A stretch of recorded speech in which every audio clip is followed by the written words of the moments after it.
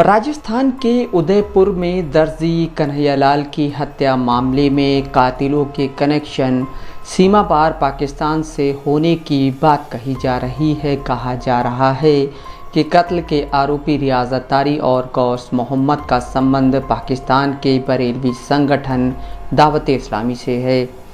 वहीं दूसरी ओर दावत इस्लामी ने इस घटना में शामिल होने से इनकार किया है। दावत इस्लामी समर्थकों का कहना है कि यह एक गैर सियासी संगठन है जो धर्म का प्रचार प्रसार करने के साथ साथ सामाजिक काम भी करता है। दावत इस्लामी लोगों से हिंसा करने की बात नहीं करता, लेकिन दावत इस्लामी के मदनी नाम के यूट्यूब चैनल पर गुस्ताखे रसूल को लेकर कई ऐसे वीडियो मौजूद हैं जिसमें उन्होंने सीधे तौर पर हिंसा की बात तो नहीं की, लेकिन इशारों में ज़रूर कहा है।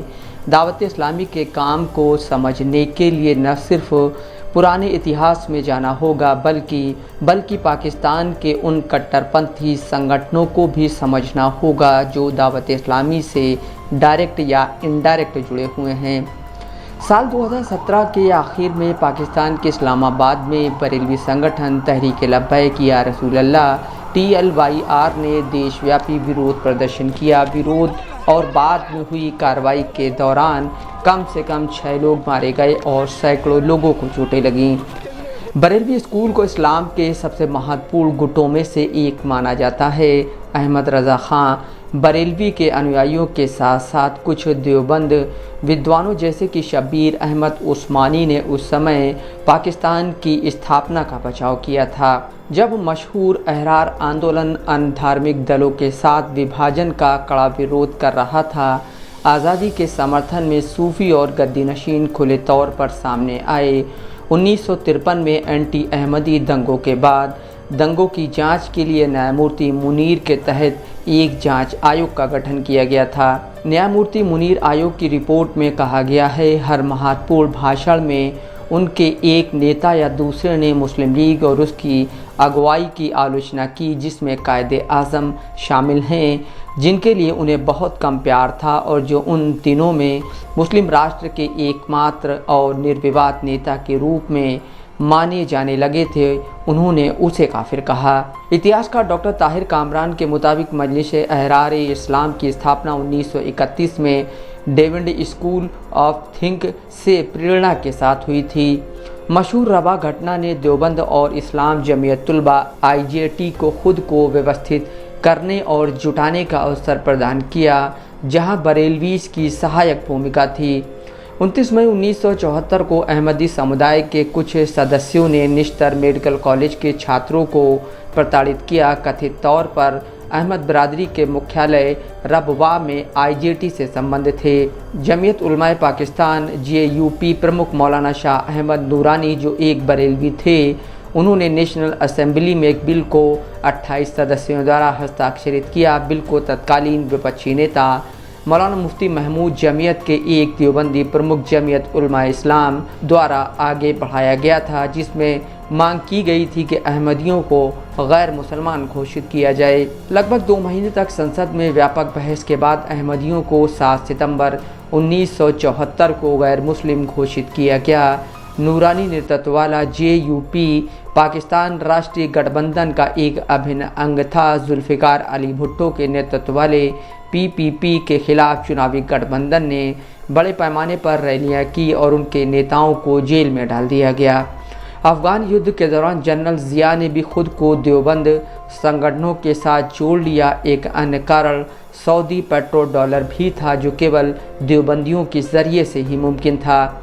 डॉक्टर कामरान मानते हैं कि बरेलवी सक्रियता नामूस रिसालत के आसपास घूमती है।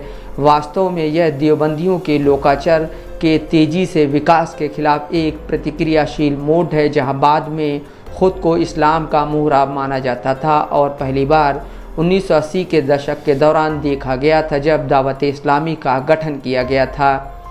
1991 के शुरुआती दिनों में बाल्डिया टाउन कराची के निवासी सलीम कादरी ने देवबंदी संगठन के बढ़ते प्रभाव का मुकाबला करने के लिए सुन्नी तहरीक HT की स्थापना की। कादरी ने 1988 में पी के मंच से प्रांतीय विधानसभा के चुनाव भी लड़े लेकिन हार गए। उनके बेटे बिलाल सलीम कादरी ने टीएनएस को बताया, एसटी की स्थापना हमारी मस्जिदों और सेमिनारों को सिपाही साहबा पाकिस्तान से बचाने के लिए की गई थी। 18 मई 2001 को सलीम कादरी के वाहन को बल्दिया टाउन में घात लगाकर हमला किया गया, जिसमें उनके 5 सहयोगियों की मौत हो गई थी। कई वाहनों को जला दिया गया। बाद में सलीम कादरी के एक करीबी लेफ्टिनेंट और एसटी के संस्थापक सदस्य अब्बास कादरी ने कमान संभाली। सुन्नी तहरीक ने अपने नेतृत्व में ताकत हासिल की। अप्रैल 2006 में 12 रबीउल अव्वल पर एसटी का पूरा नेतृत्व निस्टार पार्क कराची में जमा हुआ, जहां एक बड़ा बम धमाका हुआ जिसमें एसटी के शीर्ष कमांड सहित 50 से अधिक लोग मारे गए। जिसके बाद पार्टी के एक पुराने दिग्गज सरबत एजाज कादरी को एसटी के नए प्रमुख के रूप में नियुक्त किया गया, जिसने संगठन का दायरा बढ़ाया और आपराधिक गतिविधियों को शामिल किया। विकीलीक्स के मुताबिक 22 अप्रैल 2009 को कराची में अमेरिका के वाणिज्य दूतावास ने Sindh the gang of Karachi विषय के तहत एक गुप्त केबल भेजी, जिसने MQM, PPP, ANP, ST, Arshad Pappu और रहमान बलू सहित विभिन्न राजनीतिक और अन्य समूहों का विवरण सूचीबद्ध किया। केबल के मुताबिक ST एक छोटा धार्मिक सियासी समूह है जिसकी कराची में छोटी मौजूदगी है। समूह केवल स्थानीय चुनावों में मुट्ठी भर काउंसिल सीटें जीतने में कामयाब रहा है, लेकिन बंदूकधारियों की आमद के कारण यह बहुत शक्तिशाली है। केबल आगे कहता है, एसटी ने सेक्टर और यूनियन कमांडरों के साथ अपने क्षेत्रों को क्षेत्रों और इकाइयों में विभाजित करके MQS की तर्ज पर पार्टी और उसके बंदूकधारियों को संगठित किया है। अप्रैल 2006 के निस्टार पार्क बमबारी के बाद से एसटी और MQS कथित रूप से एक दूसरे के नेतृत्व को मार रहे हैं। एसटी ने हमले के लिए MQS को दोषी ठहराया। जनवरी 2007 में सुन्नी तहरीक को आंतरिक मंत्रालय की नज़र रखने वाली सूची में रखा गया था। 2010 के दौरान एसटी ने पाकिस्तान के चुनाव आयोग के साथ पाकिस्तान सुन्नी तहरीक के रूप में खुद को पंजीकृत किया, जो एसटी का एक अन्य गुट संस्थापक नेता सलीम कादरी के बेटे बिलाल सलीम कादरी के नेतृत्व में है। 2011 में कराची कानून और व्यवस्था की स्थिति के एक सुमोटो मामले के दौरान पुलिस, रेंजर्स और खुफिया एजेंसियों द्वारा विभिन्न रिपोर्ट प्रस्तुत की गई थी। पाकिस्तान के तत्कालीन मुख्य न्यायाधीश न्यायमूर्ति इफ्तिखार चौधरी को रिपोर्ट का संदर्भ देते हुए शोध पत्र में इस्लामाबाद पर रिसर्च की गई खुफिया एजेंसियों द्वारा जबरन वसूली करने वालों के बारे में पुलिस को भेजी गई एक रिपोर्ट में कहा गया था कि उल्लेखित 48 जबरन वसूली करने वालों में से 19 एसटी के हैं। पाकिस्तान के सर्वोच्च न्यायालय द्वारा कराची कानून और व्यवस्था कार्यान्वयन मामले की सुनवाई के दौरान कई बार यह उल्लेख किया गया था कि एसटी हत्याओं और जबरन वसूली को करने में शामिल था। मार्च 2013 में inspector general IG Sindh police द्वारा सुप्रीम कोर्ट की कराची रजिस्ट्री को सौंपी गई एक रिपोर्ट में 2011 से गिरफ्तार किए गए 224 हत्यारों की सूची शामिल थी, जिनमें से 38 एसटी से संबंधित थे। 17 जून 2015 को रेंजर्स ने पार्टी के नेताओं और श्रमिकों को गिरफ्तार करते हुए एक पार्टी की बैठक के दौरान कराची के ओल्ड सिटी क्षेत्र में एसटी मुख्यालय में छापा मारा। एसटी चीफ सरबत एजाज कादरी अन्य लोगों के साथ रेंजर्स मुख्यालय में बुलाए गए और उन्हें 8 घंटे तक हिरासत में रखा गया। 6 दिनों के बाद सिंध रेंजर्स ने 11 पार्टी कार्यकर्ताओं की गिरफ्तारी का खुलासा किया और उन्हें आतंकवाद विरोधी अदालत में पेश किया गया। गिरफ्तार किए गए लोगों पर 66 से अधिक हत्याओं में शामिल होने, MQS श्रमिकों की हत्या, राजनीतिक संघर्ष, जबरन वसूली, अवैध हथियारों का भंडारण, फिरौती और सड़क अपराध के लिए अपहरण का आरोप लगाया गया था। वरिष्ठ पत्रकार अजमत अब्बास के मुताबिक 9/11 के बाद जनरल मुशर्रफ सरकार ने जिहादी संगठनों पर एक कार्रवाई शुरू की जो मुख्य रूप से देवबंद स्कूल से संबंधित थे। सूफी इस्लाम को देश की नरम छवि को उदारवादी के रूप में चित्रित करने के लिए पदोन्नत किया गया था। बरेलवी पंजाब, सिंध और आज़ाद कश्मीर में बहुमत में हैं और 3000 से ज़्यादा उनके सेमिनार हैं जो 1 लाख से ज़्यादा छात्रों के साथ सीधे जुड़े हुए हैं। सितंबर 2005 में एक डेनिश अखबार में ईश निंदा के कार्टून प्रकाशित होने पर बरेलवी सक्रियता देखी गई, जिससे दुनिया भर में मुस्लिम विरोध प्रदर्शन का व्यापक असर हुआ।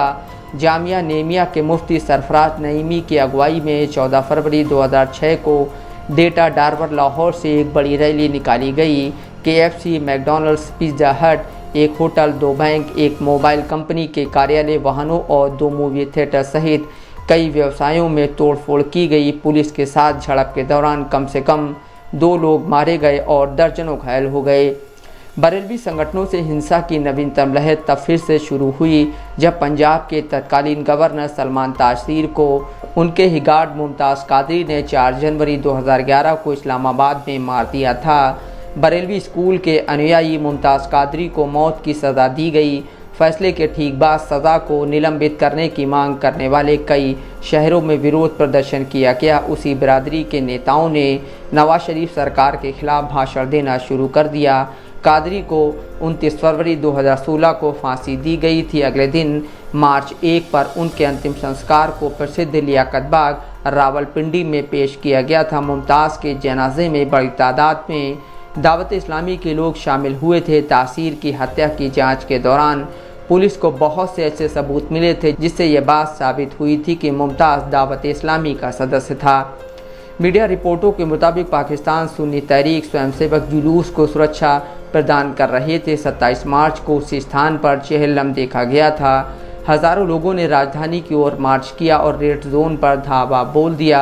वे संसद के बाहर पहुंचे और एक बैठक की। प्रदर्शनकारी ईश निंदा के आरोप में आसिया बीबी को फांसी देने की मांग कर रहे थे।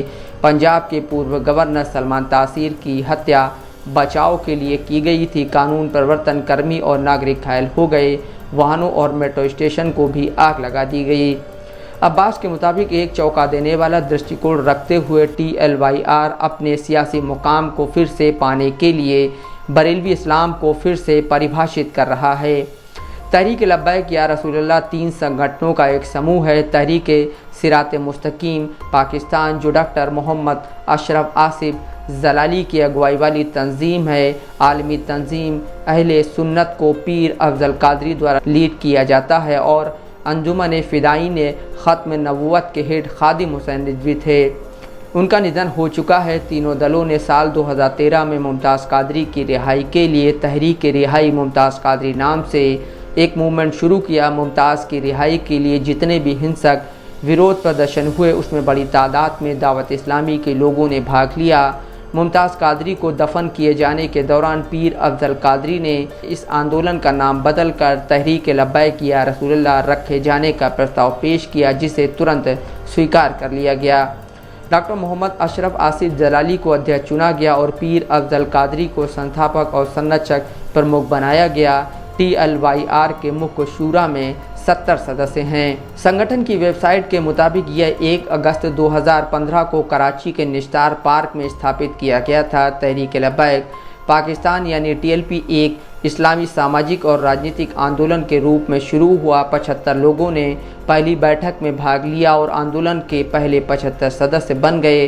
डॉक्टर जलाली मंडी बहाउद्दीन के हैं, पीर अफजल कादरी गुजरात से हैं और खादिम हुसैन रिजवी अटाक का रहने वाला है। TLYR ने चुनावी राजनीति में कदम रखने का फैसला किया और 28 सितंबर 2017 को पाकिस्तान के चुनाव आयोग के साथ खुद को पंजीकृत कर लिया।